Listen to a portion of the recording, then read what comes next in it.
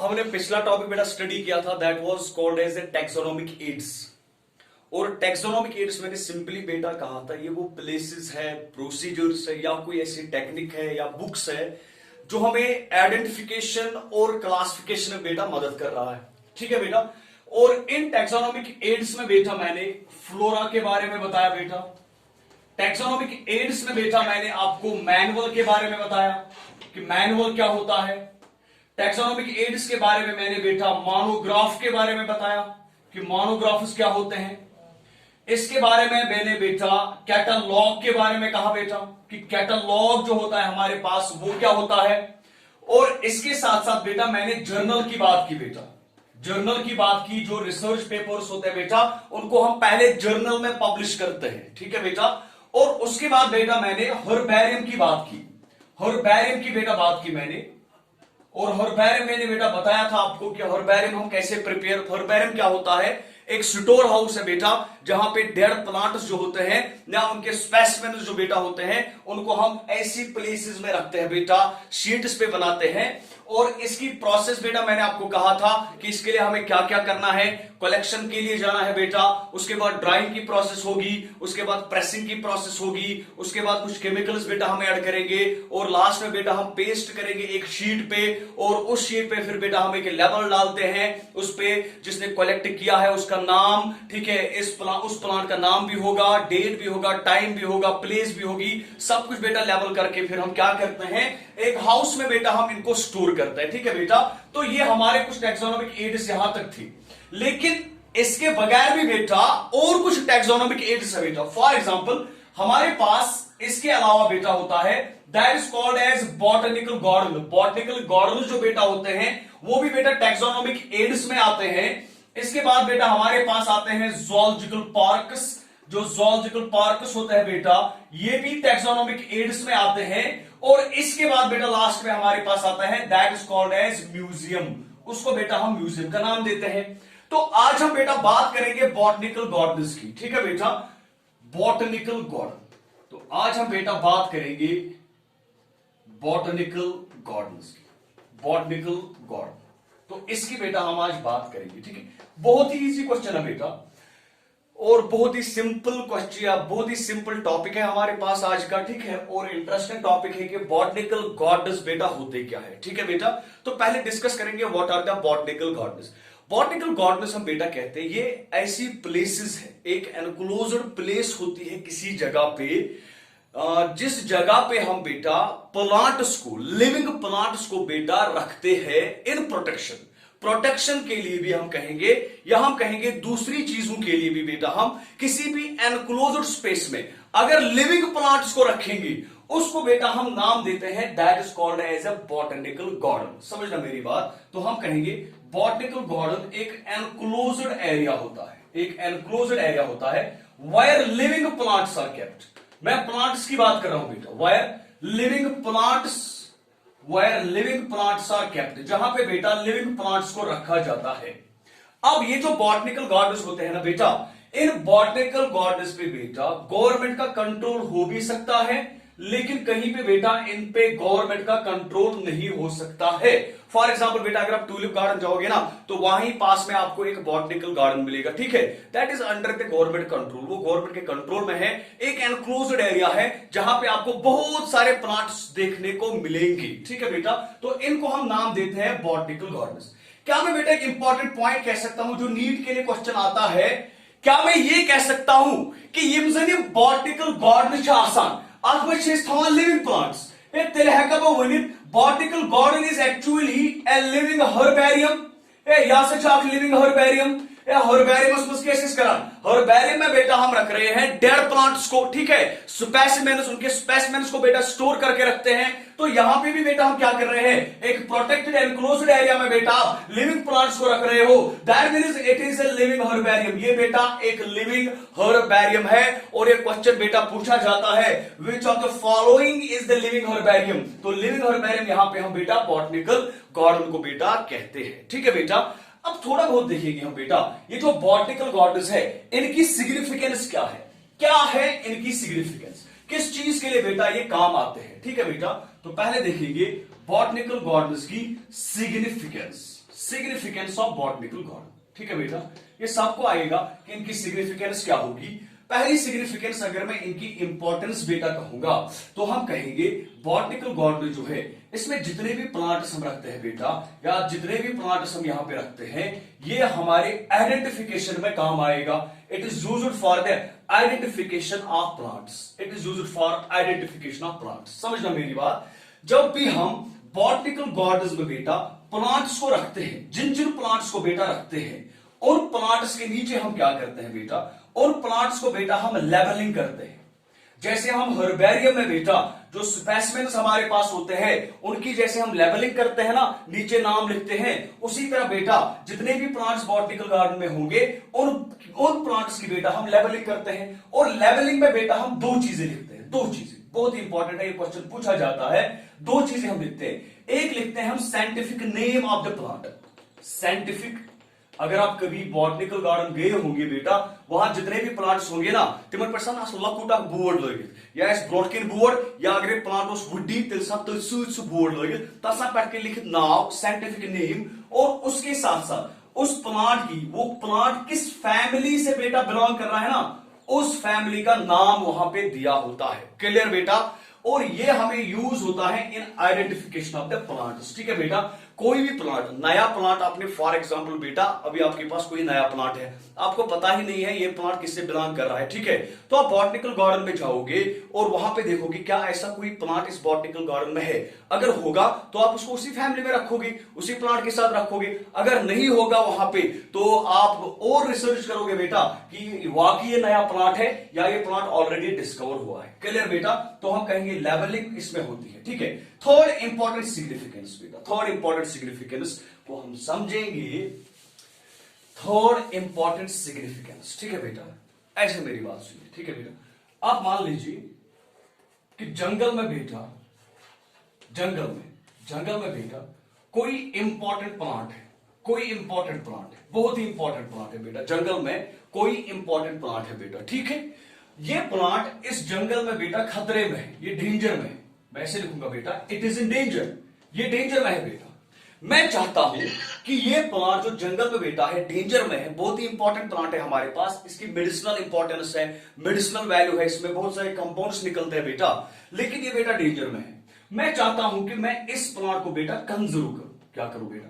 Conserve करूं। मैं इस प्लांट को बेटा बचाऊं, ऐसे में बात कहूंगा, इस प्लांट को मुझे बचाना है। मेरे पास दो तरीके हैं बेटा बचाने के।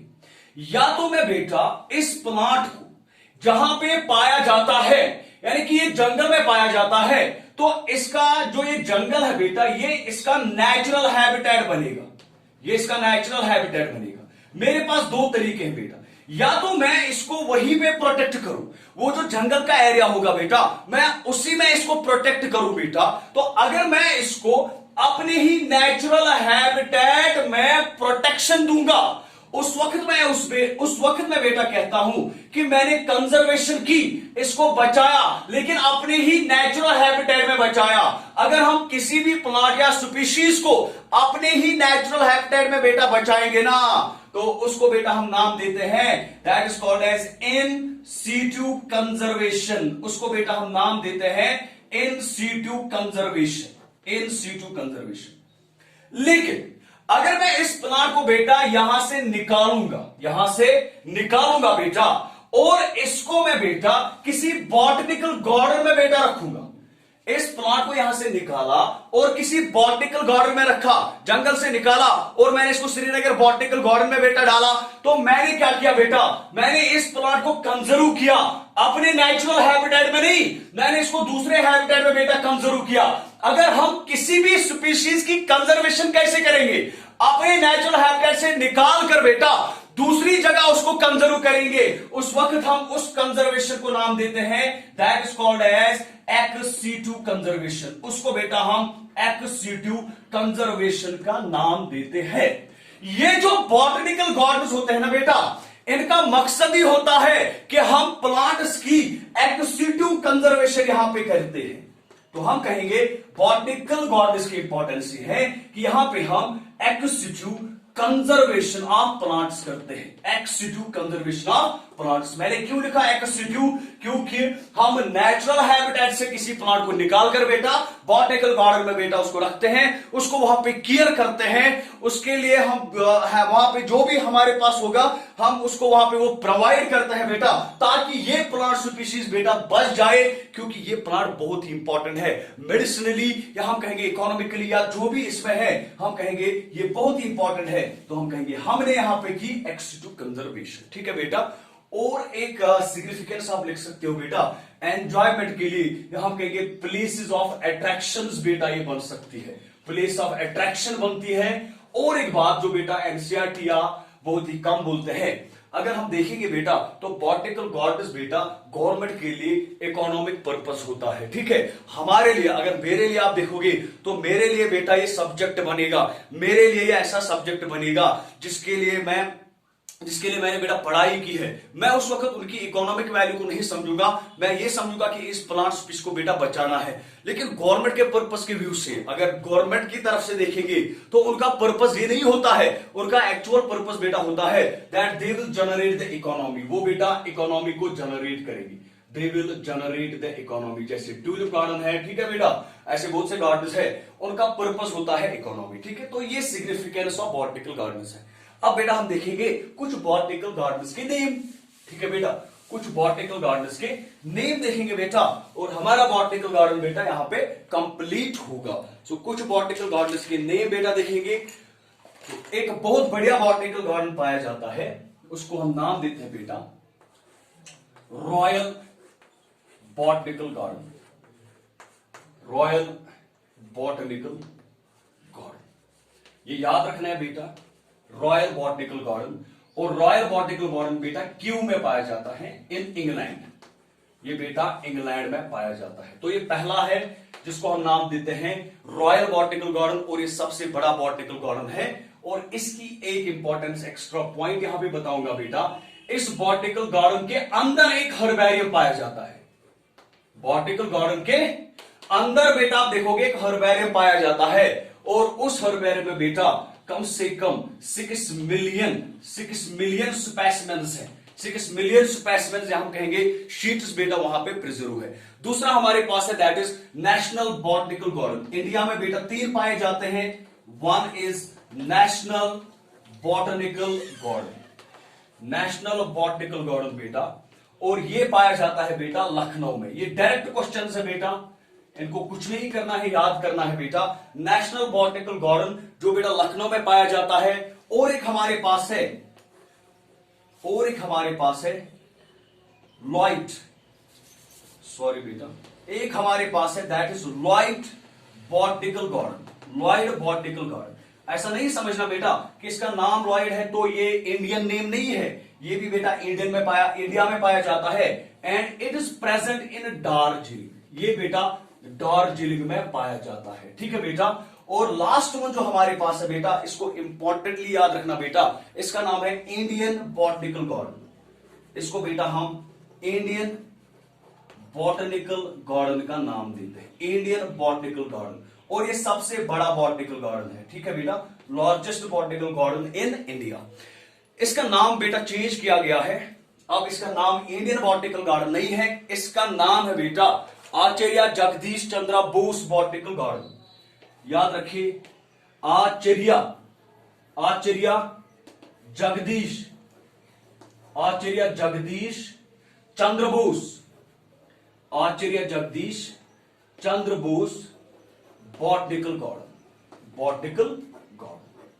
इनको बेटा याद रखिए क्योंकि ये बेटा जनरल है, और कभी कभी जब नीट में क्वेश्चन आता है तो इस जीके यानी कि जनरल नॉलेज से बेटा यहां पे क्वेश्चन पूछ सकते हैं, और आप क्लेम नहीं कर सकते हो कि सर ये एनसीईआरटी में नहीं था या एनसीईआरटी में नहीं लिखा था, क्योंकि एक जनरल नॉलेज होती है, और ये जनरल नॉलेज बेटा सबको पता होनी चाहिए। फिर से बेटा, royal botanical garden Q England में, नेशनल बॉटनिकल गार्डन लखनऊ में है बेटा, लॉयड बॉटनिकल गार्डन दार्जिलिंग में है, इंडियन बॉटनिकल गार्डन बेटा इसका नाम अब चेंज किया गया है आचार्य जगदीश चंद्र बोस बॉटनिकल गार्डन। ठीक है बेटा।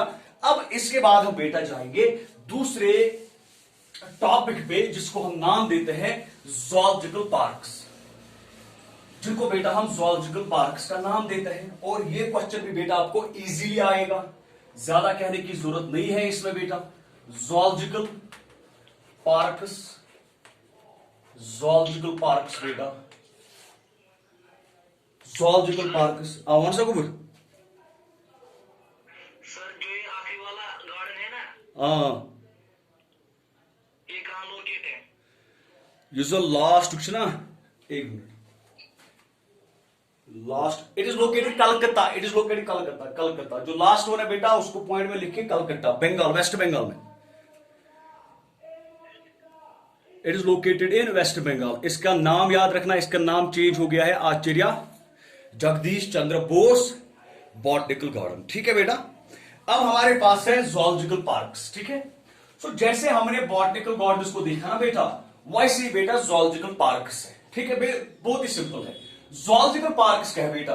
बॉटनिकल गार्डन्स है बेटा, हमने प्लांट्स को बेटा क्या किया, प्लांट्स को एक एनक्लोज्ड एरिया में रखा। ठीक है, उनको वहां पे प्रोटेक्शन दी। ठीक है बेटा, लेकिन in case of zoological parks हम सबको पता है बेटा, यहां पे हम किनको रखते हैं, एक एनक्लोज्ड एरिया में बेटा हम यहां पे एनिमल्स को बेटा रखते हैं। ठीक है, that becomes a zoological park. या पहलगाम अगर आप गए हो, दाचीगाम नेशनल जूलॉजिकल पार्क नहीं, दैट इज सेंचुरी। अगर आप पहलगाम गए हो बेटा, वहां पे एक जूलॉजिकल पार्क है जहां पे बहुत सारे एनिमल्स को बेटा रखा गया है। तो मैं कहूंगा zoological park is an enclosed area जहां पे हम एनिमल्स को रखते हैं और इनको यहां पे हम प्रोटेक्ट रखते हैं, और इनको बेटा हम यहां पे क्या रखते हैं, प्रोटेक्ट रखते हैं। ठीक है, तो हम देखेंगे कि जूलॉजिकल पार्क जो बेटा है इनकी सिग्निफिकेंस क्या है। जिस तरह हमने बॉटनिकल गार्डन्स की सिग्निफिकेंस को देखा, उसी तरह बेटा हम जूलॉजिकल पार्क्स की सिग्निफिकेंस को देखेंगे। पहली एक सिग्निफिकेंस बेटा आपको कहूंगा, it is a place of attraction.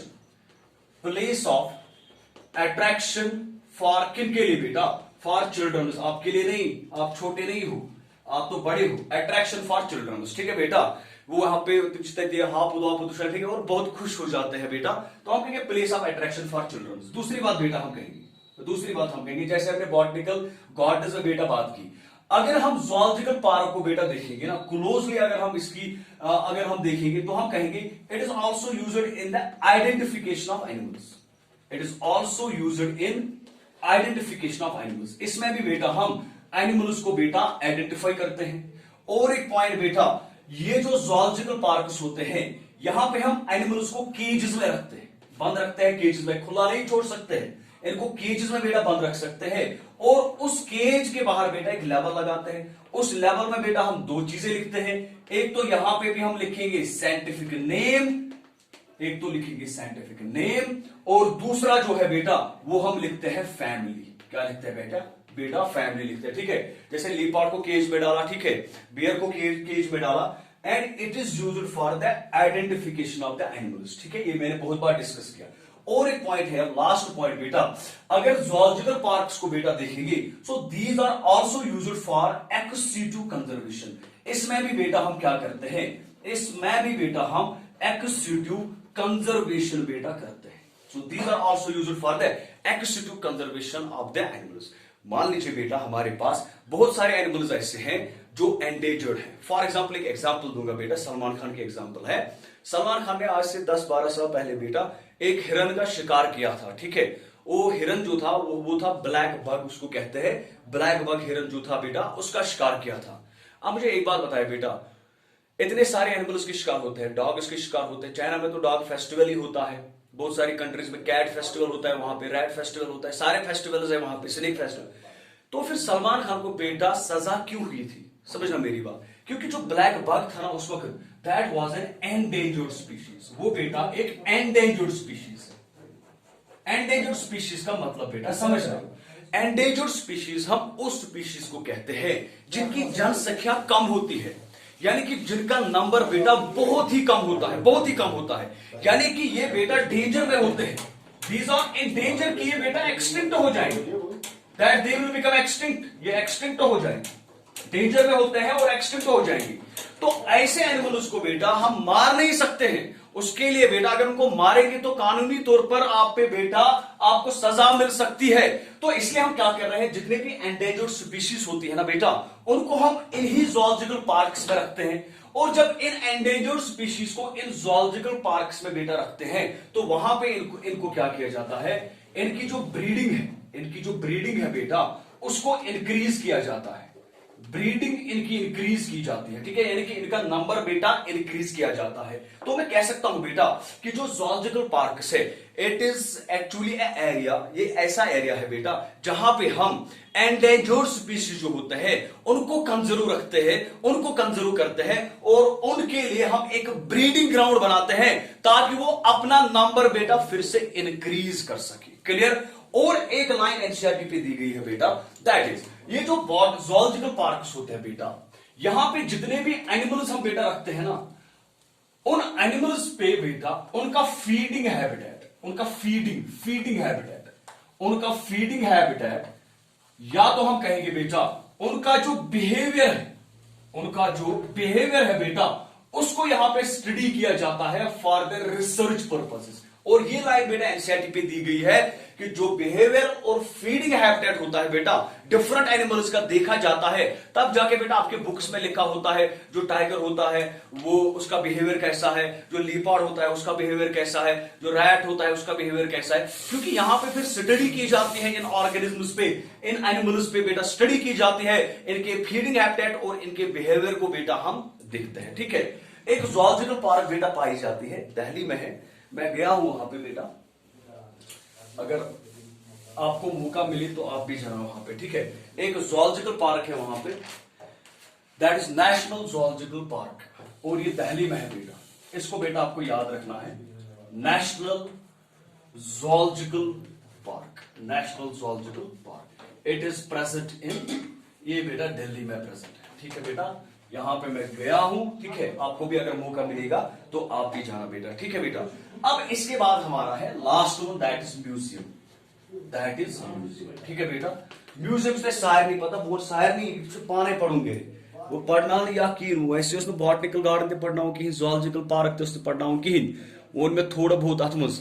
तो इसके बाद हमारे पास है बेटा म्यूजियम, और म्यूजियम आपको पता ही है बेटा। ठीक है, ये ना चल म्यूजियम क्या है, सलमान खान स्टैचू अमिताभ बच्चन स्टैचू, ये ऐसा म्यूजियम नहीं है, ये वो म्यूजियम है बेटा जहां पे आप प्लांट्स और एनिमल्स के स्पेसिमेन्स को बेटा रखते हो, that is called as a museum, उसी को बेटा हम म्यूजियम का नाम देते हैं। और ये बेटा आप घर पे देखोगे एनसीईआरटी पे 2-3 लाइन्स इस म्यूजियम में दी गई है।